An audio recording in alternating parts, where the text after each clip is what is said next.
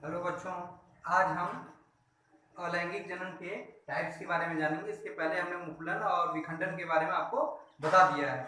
आज खंडन, बीजाणु जनन और रीजनरेशन पुनरुत्थान के बारे में जानेंगे। खंडन क्या होता है इसको एक बार जानने का प्रयास करेंगे। खंडन, फ्रेगमेंटेशन।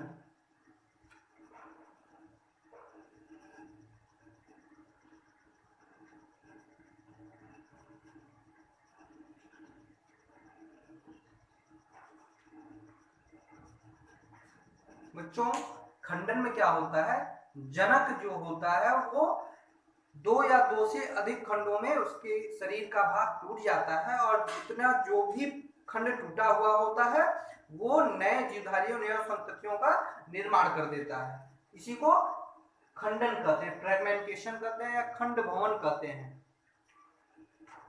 इसको एक चित्र के द्वारा हम समझने का प्रयास करते हैं।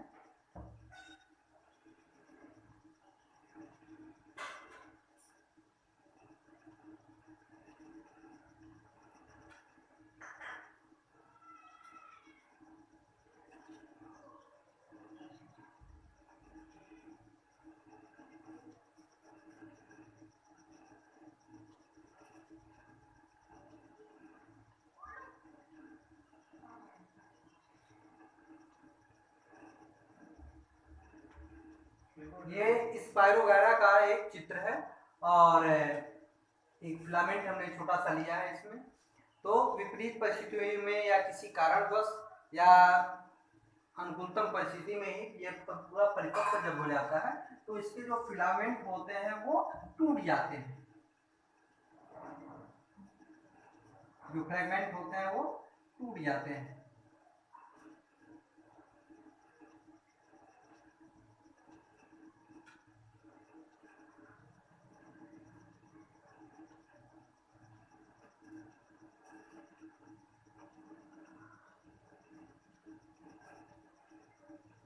इसके अंदर आपका स्पाइरल क्लोरोप्लास्ट होता है और ये सेप्टम के द्वारा जुड़े होते हैं और ये इनके जो जनक, ये जनक के रूप में है। ये इसके शरीर का जो भाग है वो खंड के रूप में टूट जाता है और जो भी प्रत्येक खंड होते हैं वो नए जीव का, प्लांट्स का निर्माण कर लेते हैं।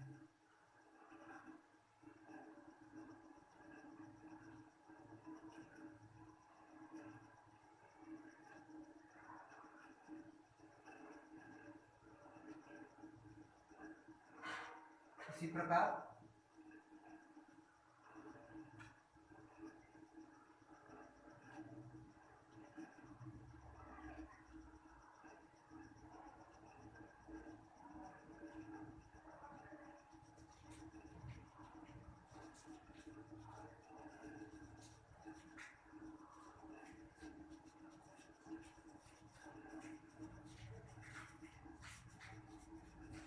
खंडी भवन में पेरेंट्स होते हैं और उनके शरीर का जो भाग होता है वो अगर टूट जाता है तो नए जीवधारियों के रूप में वो आ जाता है।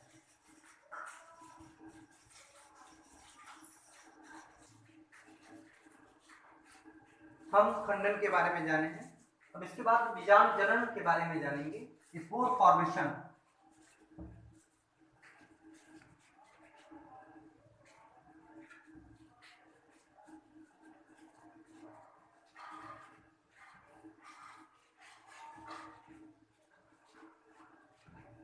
स्पोर फॉर्मेशन में क्या होता है, बीजाणु जनन में क्या होता है, इसको ध्यान से सुनेंगे आप। कुछ कवक होते हैं जो शैवाल कुछ होते हैं और कुछ ब्रायोफाइटा फैमिली के होते हैं।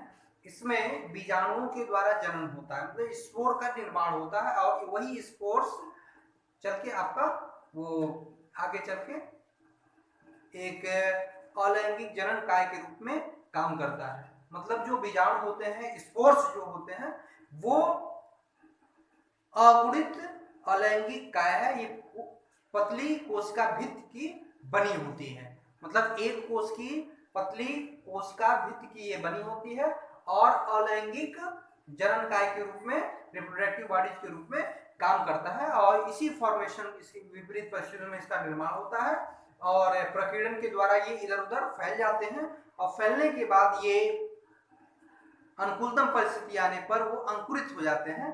तो स्पोर्स फॉर्मेशन में स्पोर्स का निर्माण होता है, फॉर्मेशन ऑफ स्पोर होता है।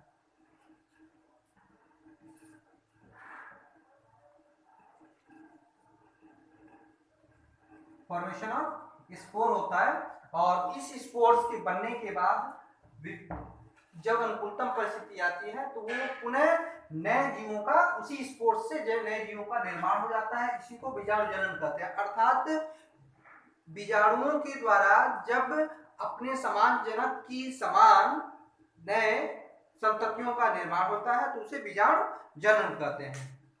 हम उदाहरण के तौर पे इसको कई भागों में बांटा गया है, जैसे चल बीजाणु, चल बीजाणु,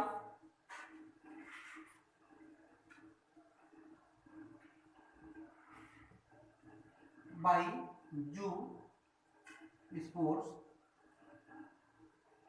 अचल बीजाणु,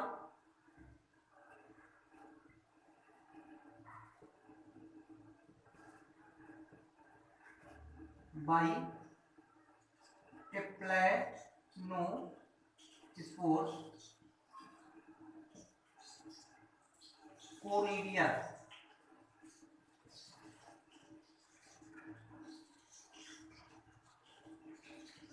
बाई कोनिडिया। चल बीजाणु से अचल बीजाणु और कोनिडिया, इसको एक एक करके समझेंगे हम।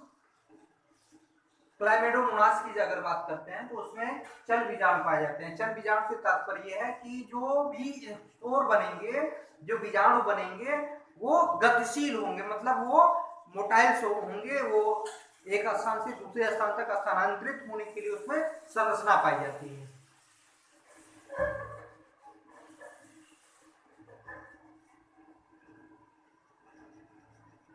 क्लाइमेडोमोनास में स्पोर का फॉर्मेशन होता है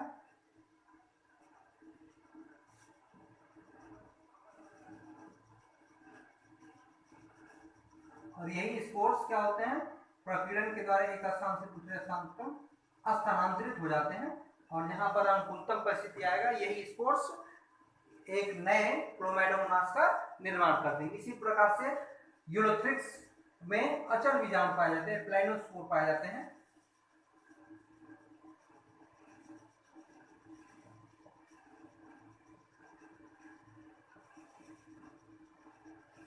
प्लाइनोस्पोर पाए जाते हैं।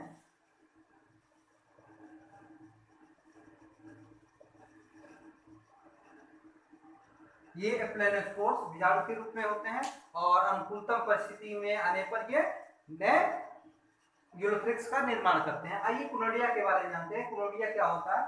आपने पेनिसिलियम के बारे में सुना होगा। पेनिसिलियम की जो संरचना होती है वो झाड़ू की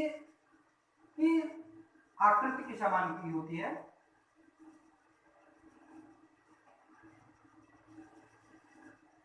और इसको कोनोडियोफोर कहते हैं। क्या कहते हैं? इस संरचना को कोनोडियोफोर कहते हैं।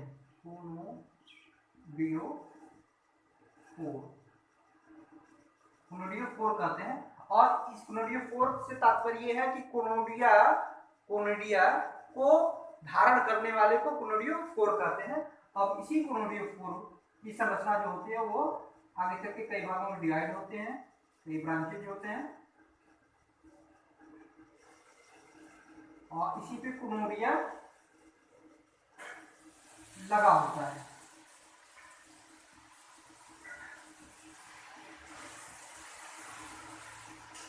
कोनोडिया लगा होता है और यही कोनोडिया जो होता है वो अनुकूलतम परिस्थिति आने पर क्या कर देता है, नए पेनिसिलियम का निर्माण कर देता है। आइए रीजनरेशन के बारे में भी हम जान लें। रीजनरेशन में क्या होता है?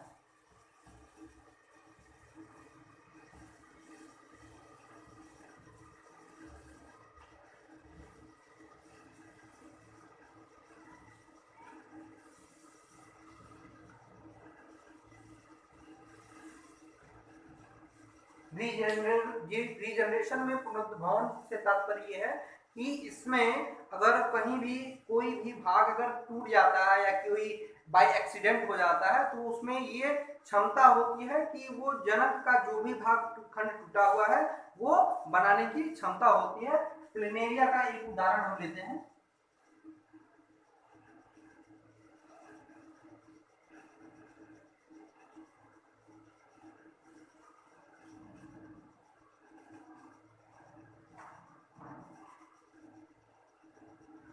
सपोज दैट कि किसी कारणवश इसके 3 भाग टूट जाते हैं, इसके का जो शरीर है वो 3 भागों में टूट जाता है।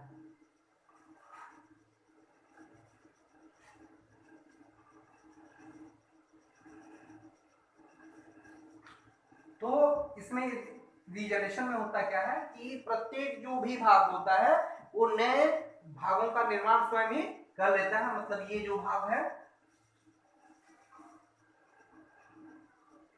ये भाग जो है वो नए नीचे की जो संरचना है वो पुनः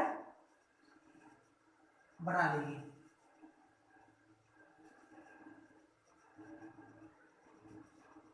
ये जो पार्ट है वो ऊपर की संरचना को और नीचे की संरचना को बना लेगी, और जो ये भाग है वो ऊपर की सभी संरचनाओं को बना देगी। इसी को रीजनरेशन कहते हैं, पुनरुद्भवन कहते हैं। आप अपने घर पे छिपकली देखे होंगे कि छिपकली में कि अगर पूंछ कट जाती है तो वो पुनः आ जाती है, वो एक उसी का उदाहरण है। जबकि पूरा शरीर अगर कट जाता है तो पुनरुद्भवन रीजनरेशन नहीं होता है, कुछ विशेष अंगों में ही छिपकली में होता है, जैसे पूंछ में होता है। ठीक, तो आज के लिए सिर्फ इतना ही। धन्यवाद।